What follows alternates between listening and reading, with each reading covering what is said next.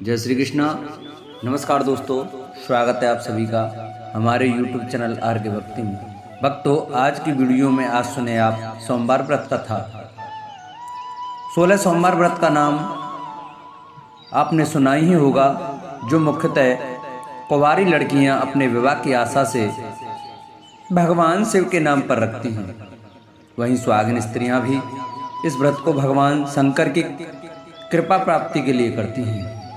मान्यता के अनुसार ये व्रत पुरुषों के लिए भाग्योदय, सकल मनोरथ पूर्ण करने वाला है। वहीं यह व्रत स्त्रियों को मंचा वर और सौभाग्य प्रदान करता है। इसके अलावा ये व्रत रोग शोक दूर करने के साथ ही जाने अनजाने में किए गए पापों से मुक्ति प्रदान करता है। तो आइए भक्तों, हम अपनी कथा को प्रारंभ करते हैं। प्राचीन समय में एक नगर में एक धनवान साहूकार रहा करता था, जिसके घर में किसी प्रकार की कोई कमी नहीं थी, परंतु उसके कोई पुत्र नहीं था, जिस कारण वह काफी दुखी रहता था। उसे दिन रात यही चिंता सताती रहती थी।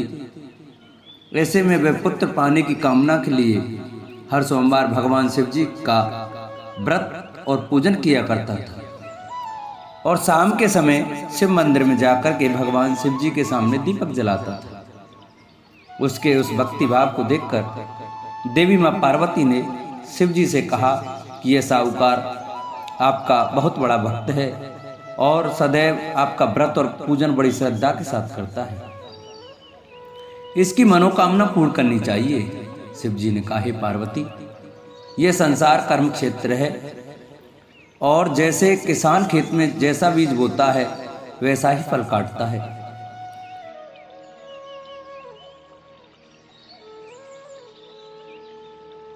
उसी तरह इस संसार में व्यक्ति जैसा कर्म करता है वैसा ही फल भोगता है। पार्वती जी ने अत्यंत आग्रह से कहा, प्रभु, जब यह आपका इतना बड़ा भक्त है और इसको अगर किसी भी प्रकार का दुख है तो उसे अवश्य दूर करना चाहिए, क्योंकि आप सदैव अपने भक्तों पर दयालु होते हैं और उनके दुखों को हमेशा दूर करते हैं। यदि आप ऐसा नहीं करेंगे तो मनुष्य आपकी सेवा व व्रत क्यों करेंगे? पार्वती जी के ऐसे आग्रह पर शिव जी बोले, हे पार्वती, इसके कोई पुत्र नहीं है। इसी चिंता में यह अत्यंत दुखी रहता है। इसके भाग्य में पुत्र ना होने पर भी मैं इसको पुत्र की प्राप्ति का वर दे सकता हूं, लेकिन वह पुत्र केवल 12 वर्ष तक जीवित रहेगा। इसके पश्चात वह मृत्यु को प्राप्त हो जाएगा। इससे अधिक तो मैं भी कुछ और इसके लिए नहीं कर सकता। यह बातें साहूकार सुन रहा था। इससे उसको ना तो प्रसन्नता हुई और ना ही कुछ दुख हुआ। वह पहले की तरह ही शिव जी की व्रत और पूजा किया करता रहा। कुछ समय व्यतीत हो जाने पर यह बातें साहूकार सुन रहा था। इससे उसको न तो प्रसन्नता हुई और न ही कुछ दुख हुआ। वह पहले की तरह शिव जी महाराज का व्रत और पूजन करता रहा। कुछ समय व्यतीत हो जाने पर साहूकार की स्त्री गर्भवती हुई और 10वें महीने में उसे अति सुंदर पुत्र की प्राप्ति हुई। साहूकार के घर में बहुत खुशी मनाई गई, परंतु साहूकार ने उसकी केवल 12 वर्ष की आयु जानकर अधिक प्रसन्नता प्रकट नहीं की और न ही किसी को यह भेद बताया। जब वह बालक 11 वर्ष का हो गया तो उस बालक की माता ने उसके पिता से विवाह आदि के लिए आग्रह किया। तो वह साहूकार कहने लगा कि अभी मैं इसका विवाह नहीं कर सकता, अपने पुत्र को काशी पढ़ने के लिए भेजूंगा। फिर साहूकार ने बालक के मामा को बुलाकर उसको बहुत सा धन दिया और कहा, तुम इस बालक को काशी जी पढ़ने के लिए ले जाओ और रास्ते में जिस स्थान पर भी जाओ यज्ञ और ब्राह्मणों को भोजन अवश्य कराते जाना। फिर वह दोनों मामा भांजे यज्ञ करते और ब्राह्मणों को भोजन कराते हुए काशी जी की तरफ रवाना हुए। रास्ते में उनको एक शहर से गुजरना पड़ा। उस शहर में राजा की कन्या का विवाह था। और दूसरे राजा का लड़का जो विवाह करने बारात लेकर आया था वह एक आंख से काना था। उसके पिता को इस बात की बड़ी चिंता हो रही थी कि कहीं वर को देख कन्या के माता पिता विवाह में किसी प्रकार की अड़चन पैदा न कर दे। इस कारण जब उसने अति सुंदर सेठ के लड़के को देखा तो मन में विचार आया कि क्यों ना दरवाजे के समय इस लड़के से वर का काम चलाया जाए। ऐसा विचार कर वर के पिता ने उस लड़के और उसके मामा से बात की तो वे राजी हो गए। फिर उस लड़के को वर के कपड़े पहनाकर और घोड़ी पर चढ़ाकर दरवाजे पर ले गए और सब कार्य प्रसन्नता से पूर्ण हो गया। फिर वर के पिता ने सोचा कि यदि विवाह कार्य भी इसी लड़के के द्वारा करा लिया जाए तो क्या बुराई है। ऐसा विचार कर उसने लड़के और उसके मामा से कहा, यदि आप फेरों और कन्यादान के काम को भी करा दें तो आपकी बड़ी कृपा होगी और मैं इसके बदले में आपको बहुत सारा धन दूंगा। तो उन्होंने स्वीकार कर लिया और विवाह कार्य भी बहुत अच्छी तरह से संपन्न हो गया। परंतु जिस समय लड़का जाने लगा तो उसने राजकुमारी की चुन्नी के पल्ले पर लिख दिया कि तेरा विवाह तो मेरे साथ हुआ है, परंतु जिस राजकुमार के साथ तुमको भेजेंगे वह एक आंख से काना है और मैं काशी जी में पढ़ने जा रहा हूं। लड़के के जाने के पश्चात उस राजकुमारी ने जब अपनी चुन्नी पर ऐसा लिखा हुआ देखा तो उसने राजकुमार के साथ जाने से मना कर दिया और कहा कि यह मेरा पति नहीं है, मेरा विवाह इसके साथ नहीं हुआ है, वह तो काशी जी पढ़ने गया है। राजकुमारी के माता पिता ने अपनी कन्या को विदा नहीं किया और बारात वापस चली गई। उधर सेठ का लड़का और मामा काशी जी पहुंच गए। वहां जाकर लड़के ने पढ़ना शुरू कर दिया। जब लड़के की आयु 12 साल की हो गई उस दिन उन्होंने यज्ञ रचा रखा था कि लड़के ने अपने मामा से कहा, मामा जी आज मेरी तबीयत कुछ ठीक नहीं लग रही है। मामा ने कहा अंदर जाकर सो जाओ और आराम करो। लड़का अंदर जाकर सो गया और थोड़ी देर के बाद में उसके प्राण निकल गए। जब उसके मामा ने आकर देखा तो वह मुर्दा पड़ा हुआ है तो उसको बड़ा दुख हुआ और उसने सोचा कि अगर मैं अभी रोना पीटना मचा दूंगा तो यज्ञ का कार्य अधूरा रह जाएगा, जो कि सही नहीं होगा। अतः उसने जल्दी से यज्ञ कार्य समाप्त किया और ब्राह्मणों के जाने के बाद रोना पीटना आरंभ कर दिया।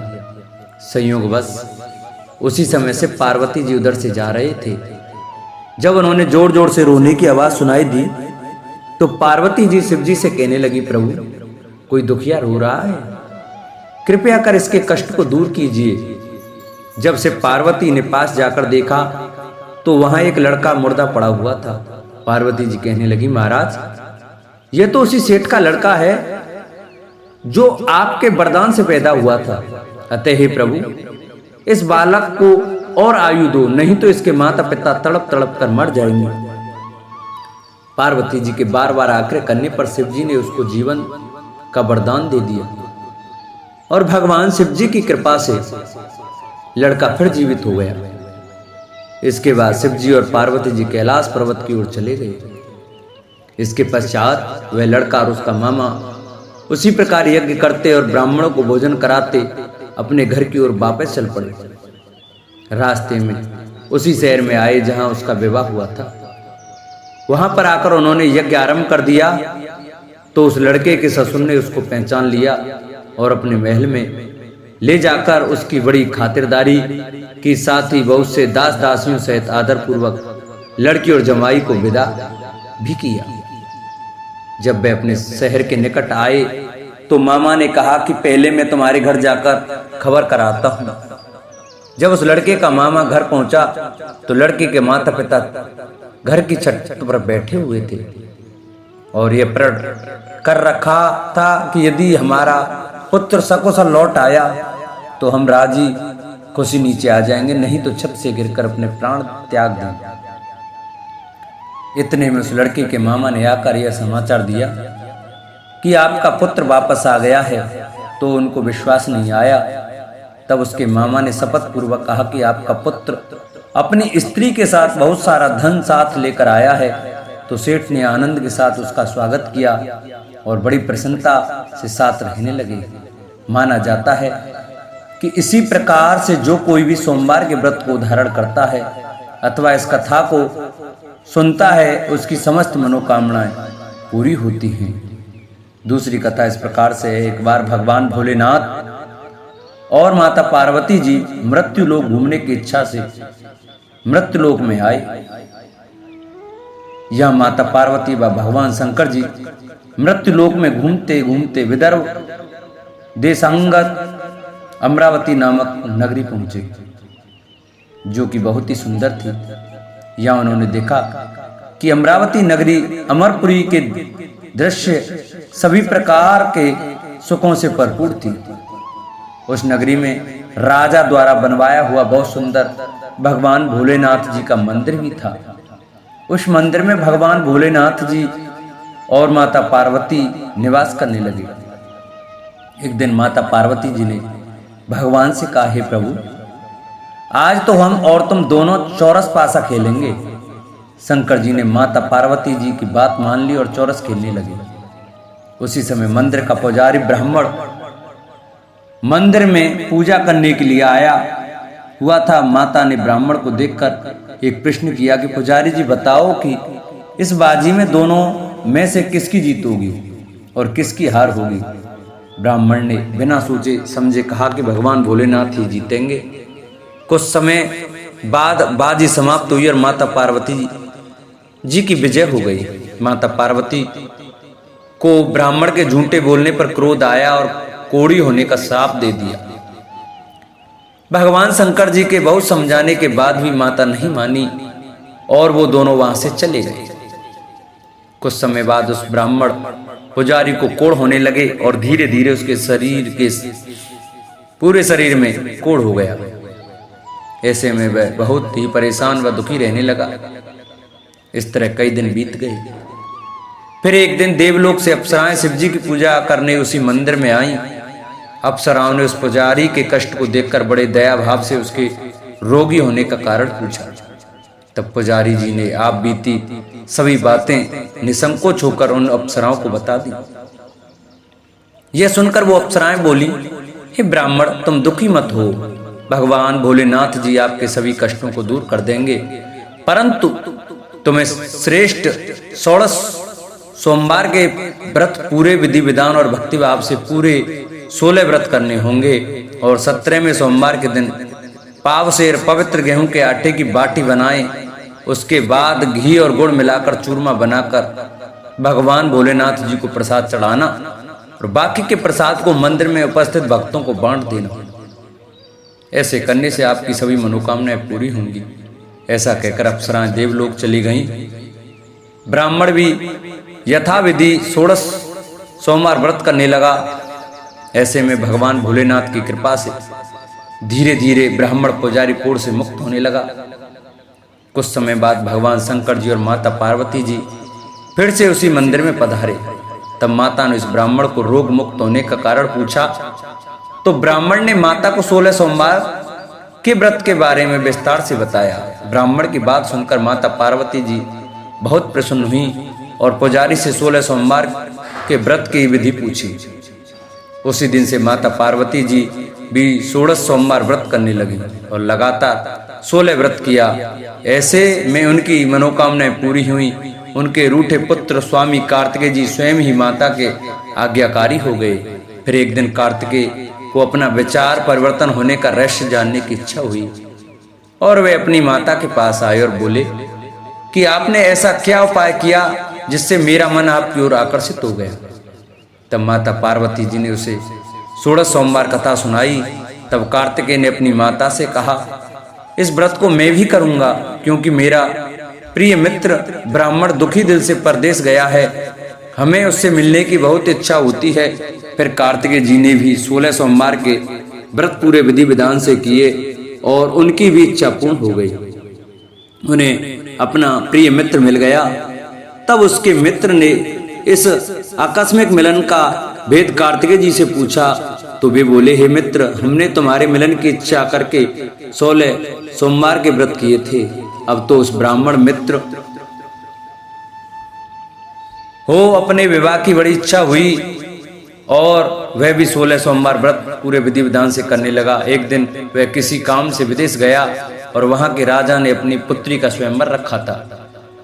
उस राजा ने राजकुमारी के विवाह के लिए यह शर्त रखी थी कि जिस राजकुमार के गले में सब प्रकार रेड़ गारित हथनी माला डाल देगी, मैं उसी के साथ अपनी बेटी का विवाह करूंगा। भगवान शिव जी की कृपा से ब्राह्मण भी उस स्वयंवर को देखने के लिए एक और बैठा हुआ था। उसी समय हथनी वहां पर आई और उस ब्राह्मण के गले में जयमाला डाल दी। इस तरह राजा की प्रतिज्ञा के अनुसार बड़ी धूमधाम के साथ अपनी पुत्री का विवाह उस ब्राह्मण के साथ पूरे विधि विधान से कर दिया और उसे बहुत सारा धन देकर सम्मान पूर्वक संतुष्ट किया और वो दोनों सुख पूर्वक रहने लगे। एक दिन उस राजकुमारी ने अपने पति से पूछा कि हे प्राणनाथ, आपने ऐसा कौन सा पुण्य किया है जो हथनी ने सभी राजकुमारों को छोड़कर आपके गले में जयमाला डाली। तब ब्राह्मण बोला, हे प्राण प्रिय, मैं अपने मित्र कार्तिकेय जी के कथानुसार 16 सोमवार का व्रत किया था, जिसके प्रभाव से मुझे तुम जैसी रूपवान पत्नी मिली। इस व्रत की महिमा सुनकर राजकन्या को बड़ा आश्चर्य हुआ और वह भी पुत्र कामना के लिए 16 सोमवार व्रत करने लगी और भगवान भोलेनाथ से पुत्र कामना की प्राप्ति करने लगी।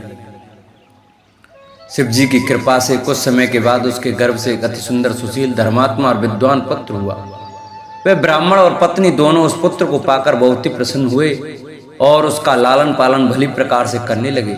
जब वह लड़का बड़ा हुआ और समझदार हुआ तो एक दिन अपनी माता से प्रश्न किया कि माता, आपने ऐसा कौन सा पुण्य किया जो आपको मेरे जैसा पुत्र प्राप्त हुआ। पुत्र की बात सुनकर उस राजकुमारी ने अपने द्वारा किए गए 16 सोमवार व्रत की कथा और पूरे नियमों के बारे में उसे बताया। उस लड़के ने इस व्रत को सब तरह से मनोरथ पूर्ण करने वाला सुनकर उसके मन में राज्याधिकार की पाने की इच्छा की।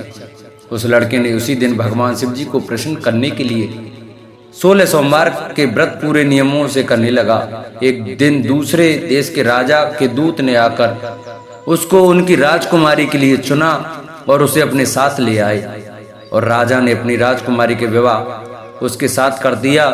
धीरे धीरे राजा वृद्ध हो गया और उसके लिए राज का संभालना मुश्किल हो गया। उसने अपने दामाद का राज्य तलक कर दिया और वहां का राजा घोषित कर दिया। इस तरह ब्राह्मण पुत्र राजा बनकर भी यह व्रत करता रहा। जब 17वां सोमवार का व्रत आया तो उसने अपने रानी से सभी सामग्रियों सहित भगवान भोलेनाथ जी के मंदिर आने को कहा, किंतु रानी मंदिर नहीं आई और उसने अपने दास दासियों को पूजा की सामग्री लेकर मंदिर भेज दिया। राजा ने पूरे विधि विधान से भगवान शिव जी की पूजा करी। जब वह वहां से जाने लगा तो उसने सुना कि आकाशवाणी से एक आवाज आई और उसने कहा, हे राजा, अपनी इस रानी को राजमहल से निकाल दे, नहीं तो ये तेरा सर्वनाश कर देगी। इस वाणी को सुनकर राजा आश्चर्य में पड़ गया और उसने तुरंत मंत्रियों की बैठक बुलाई और आप बीती सुनाई। मंत्री आदि सभी बड़े विस्मय और दुख में डूब गए, क्योंकि जिस कन्या के साथ राज्य मिला है राजा उसी को राज से निकालने का जाल रच रहा है, यह कैसे हो सकेगा। अतः में राजा ने अपनी रानी को राजमहल से निकाल दिया। रानी दुखी हृदय से अपने भाग्य को कोसती हुई अपने राज से बाहर चली गई। बिना चप्पलों के और फटे वस्त्र पहने भूखी प्यासी धीरे धीरे चलकर एक नगर में जा पहुंची। उस नगर में एक बुढ़िया रोज सूत काट कर बेचने जाती थी। रानी की करुण दशा देख बुढ़िया बोली, तू मेरे साथ चल, मेरे सूत बिकवा दे, मैं वृद्ध हूँ, भाव नहीं जानती हूँ। यह सुनकर रानी बुढ़िया के सिर से सूत की गठरी उतारकर अपने सिर पर रख ली। अचानक से आंधी आई और बुढ़िया के सभी सूत हवा में उड़ गए। बेचारी बुढ़िया बहुत पछताई और रानी से कहा कि दूर रहना मेरे से। अब रानी एक तेली के घर गई और काम मांगने लगी कि अचानक से उस तेली के सभी मटके शिवजी के प्रकोप से चटक गए। ऐसी दशा देखकर उस तेली ने रानी को अपने घर से निकाल दिया। इस प्रकार रानी अत्यंत दुख पाती हुई एक नदी के तट पर गई तो देखा कि नदी अचानक सूख गई। उसके बाद रानी एक वन में गई वहां जाकर उसने एक सरोवर देखा और वह पानी पीने के लिए सरोवर की सीढ़ी उतरी और पानी पीने के लिए जैसे अपने हाथों को आगे बढ़ाया तो देखा कि सरोवर का पानी नीलकमल के सदृश जल असंख्य कीड़ों में गंदा हो गया। रानी ने अपने भाग्य का दोषारोपण करते हुए उस सरोवर का जल पीकर अपनी प्यास बुझाई। आराम करने के लिए एक पेड़ की शीतल छाया में विश्राम करने के लिए लेटी तो देखा कि उस पेड़ की सभी पत्तियां झड़ गईं। ऐसे में रानी जिस पेड़ के नीचे जाती उसी पेड़ की पत्तियां अपने आप झड़ जाती। वन सरोवर और पेड़ों की ऐसी दशा देखकर गाय चराते हुए ग्वालों ने अपने गोसाई स्वामी जी से सभी बातें बता दी। गोसाई जी के आदेशानुसार ग्वाले रानी को पकड़कर गोसाई जी के पास ले आए। रानी की मुख कांति और शरीर शोभा देखकर गोसाई जी जान गए कि यह कोई विधि की गति की मारी कुलीन अबला है। ऐसा सोचकर गोसाई जी ने रानी से कहा कि हे पुत्री, मैं तुमको पुत्री समान रखूंगा, तुम मेरे आश्रम में ही रहो और मैं तुम्हें किसी प्रकार का कष्ट नहीं होने दूंगा। गोसाई जी के ऐसे वचन सुनकर रानी को थोड़ी धीरज मिली और वह आश्रम में ही निवास करने लगी। आश्रम में रानी खाना बनाती तो उसके खाने में कीड़े पड़ जाते और जब वह पानी भर के लाती तो उसके में भी कीड़े पड़ जाते। अब तो गोसाई जी भी बहुत दुखी हो गए और रानी से बोला कि बेटी, तेरे पर कौन से देवता का कोप है जिससे तेरी ऐसी दशा है। गोसाई जी की बात सुनकर रानी ने कहा कि अपने पति के साथ भगवान शिव जी की पूजा करने नहीं जाने की पूरी कथा सुनाई।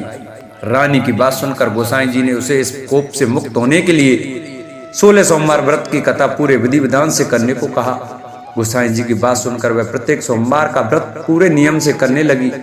जब रानी के पूरे 16 व्रत हो गए और जब उसने 17वें सोमवार का व्रत किया और रोज की तरह भगवान भोलेनाथ की पूजा कर रही थी तो भगवान शिव जी के प्रभाव से राजा के मन में अपनी रानी का विचार उत्पन्न हुआ और सोचा कि मेरी रानी को गए बहुत समय बीत गया, न जाने कहां कहां भटकती होगी, मुझे उसे ढूंढना चाहिए।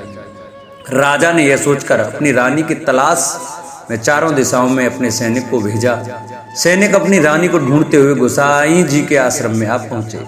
सैनिक अपनी रानी को वहां पाकर पुजारी जी से अपनी रानी को साथ भेजने के लिए कहा, किंतु गोसाई जी ने मना कर दिया और सैनिक चुपचाप लौट गए। राजा को सभी बातें बताई। तब राजा स्वयं रानी को लेने गोसाई जी के आश्रम आए और पुजारी जी से प्रार्थना करते हुए बोले, महाराज, जो देवी आपके आश्रम में रहती है वो मेरी पत्नी है। शिव जी के कोप में से मैंने इसे त्याग दिया था। अब इस पर से भगवान शिव जी का कोप शांत हो गया है, इसलिए मैं इसे लेने के लिए आया हूँ। आपकी आज्ञा हो तो मैं इसे ले जा सकता हूँ। गोसाई जी ने राजा के वचनों को सत्य समझकर रानी को राजा के साथ जाने की आज्ञा दे दी। गोसाई जी की आज्ञा पाकर रानी अपने पति के साथ अपने राज्य के लिए चल दी। रानी के आने की खबर पाकर राज्य के निवासी अनेक प्रकार के बाजे बजाने लगे। नगर के दरवाजे पर तोरण बंदरवारों से विधि से नगर को सजाया। नगर में घर घर में मंगल गान होने लगे। पंडितों ने विविध वेद मंत्रों का उच्चारण करके अपनी रानी का स्वागत किया। इस प्रकार रानी ने अपनी राजधानी में पुनः प्रवेश किया। राजा ने अपनी रानी के आने की खुशी में ब्राह्मणों को अनेक प्रकार के दानादि देकर संतुष्ट किया। याचकों को धन धान्य दिया और पूरी नगरी में जगह जगह सदा व्रत खुलवाए, जहां भूखों और गरीबों को खाने को मिला। इस प्रकार राजा रानी भगवान भोलेनाथ जी की कृपा से सभी प्रकार के सुख भोगते हुए और 16 सोमवार व्रत की कथा करते रहे। अंत में अनेक प्रकार के सुख भोगते हुए शिवपुरी को पधारे। इसी कारण कहते हैं कि जो मनुष्य भगवान भोलेनाथ जी की भक्ति मन वचन कर्म द्वारा 16 सोमवार के व्रत पूरे विधि विधान से करेगा, वह इस मृत्यु लोक से समस्त सुख को भोग कर अंत में भगवान के चरणों में शिवपुरी को प्राप्त होगा और इस व्रत के करने से सबके मनोरथ पूर्ण होंगे। बोलो शंकर भगवान की जय। जिन भक्तों को हमारी यह सोमवार की व्रत कथा अच्छी लगी हो वो हमारी वीडियो को ज़्यादा से ज़्यादा शेयर करें। जिन्होंने अभी तक चैनल को सब्सक्राइब नहीं किया है वो हमारे चैनल को सब्सक्राइब करें और बगल में घंटी का बटन अवश्य दबाएं, जिससे कि हम जो नई वीडियो अपलोड करें उसका नोटिफिकेशन आपके पास अवश्य पहुँचे। हमारी वीडियो को लाइक करें और कमेंट में ओम नमः शिवाय, ओम उमा महेश्वराय नमः अवश्य लिखें। बोलो शंकर भगवान की जय। बोलो।